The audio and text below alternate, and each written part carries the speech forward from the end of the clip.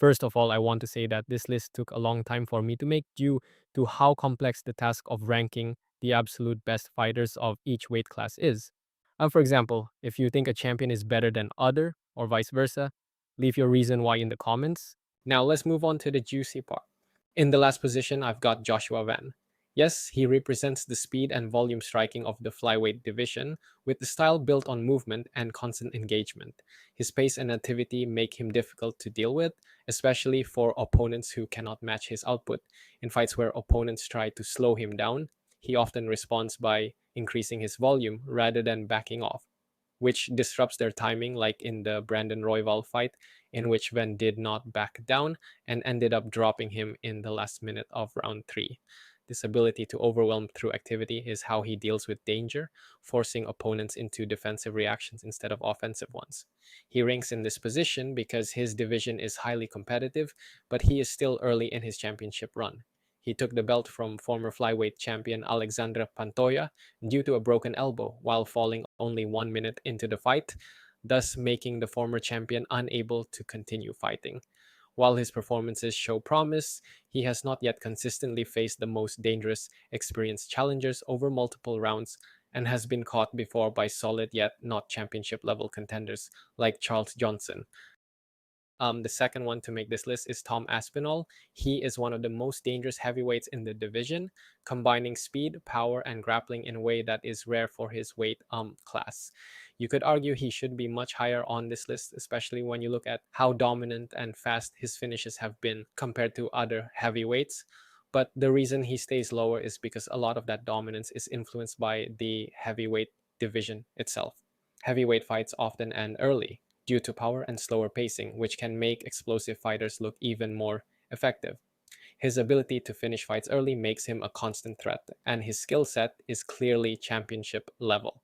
A clear example of this came in his fight against Sergey Pavlovich, where he faced one of the hardest hitters in the division. Instead of allowing a drawn out striking battle, he closed the distance quickly and finished the fight before Pavlovich could establish his rhythm. That moment showed how he neutralizes danger by acting first and faster than his opponent. However, he still sits at the bottom of this ranking because he has not yet been pushed into long, high pressure fights against elite competition. His potential is extremely high, but his ability to adapt deep into later rounds remains less tested compared to others. The third one to make this list is Khamzat Chimaev. You could argue he belongs much higher on this list, especially when you look at how overwhelming he is at his best. Very few fighters can impose their will the way he does, shutting opponents down almost instantly and making elite fighters look outmatched. His fight against Kevin Holland is a perfect example, where he closed the distance immediately, secured a takedown, and finished the fight before Holland could use his striking. Even in tougher fights, like his war with Gilbert Burns, he showed he can push through adversity and keep moving forward under pressure. But the reason he stays here comes down to what happens when that pressure does not fully stick.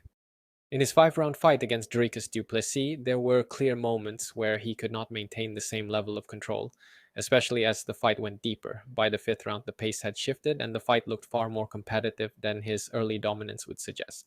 This highlights the biggest question around him. If he cannot consistently hold you down and enforce his wrestling, his style becomes more chaotic and less controlled. Against disciplined opponents who can survive and extend the fight, that can lead to openings and momentum shifts. At the highest level, that uncertainty makes it difficult to place him higher until he proves he can maintain control across all 5 rounds. The fourth champion to make this list is Petr Yan. He is one of the most technically sound strikers in the sport and one of my personal favorite fighters to watch. He is known for his precision, defense, and ability to adjust over time. His performances often improve as fights progress, which makes him dangerous in longer bouts. This pattern has been so much noticeable that even MMA fans started calling on this Petr Yan's phenomenon of downloading data. A clear example of his ability to handle dangerous opponents came in his fight against Jose Aldo. After a measured start, he gradually increased pressure, broke down Aldo's defense, and secured a late stoppage. He neutralized his threats by gathering information early and then systematically taking control. He ranks in the middle because while his skill level is elite, his tendency to give away early rounds can create unnecessary challenges against disciplined opponents who maintain their lead by tiring him out with control and pressure like Merab in their first fight or those who can end the fight early. The fifth champion who's in this list is Alexander Volkanovski. It hurts me to put him here because he has built his reputation on consistency, adaptability, and high level fight IQ, but we are rating his current form. His ability to adjust strategies and control fights over time makes him one of the most reliable champions in recent history. His fights against Max Holloway are a strong example of this, where he faced a high volume striker and managed to control range, timing, and pace across multiple bouts. He neutralizes dangerous opponents by making constant adjustments, taking away their strengths while building his own offense.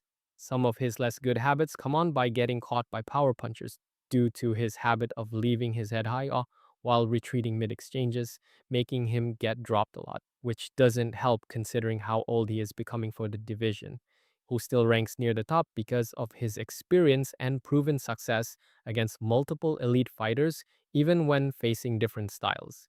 He's an absolute legend and deserves to be carved as the number one featherweight of all time, in my opinion. Next up, we got Ilia Topuria. He is one of the most well rounded champions, combining sharp boxing with strong grappling and confident pressure. His ability to finish fights and stay effective in multiple phases puts him above many others on this list.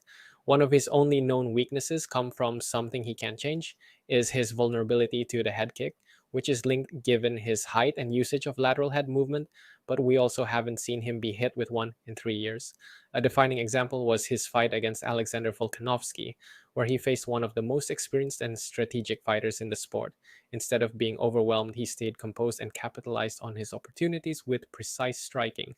He neutralizes danger by trusting his fundamentals and staying aggressive without losing control. He ranks higher because he has already proven himself against elite competition, showing both skill and confidence under pressure. After Topuria comes Alex Pereira. I know he vacated this belt, but he was the last light heavyweight champion before UFC 327, and as of today, he is one of the most dangerous strikers in the sport, with knockout power and precision that can end fights instantly. His ability to control distance and remain composed under pressure gives him a unique edge. A key example of this was his fight against Israel Adesanya, where he remained patient despite losing rounds and eventually found the finishing moment. He handles danger by staying calm and waiting for the exact opening needed to land decisive strikes.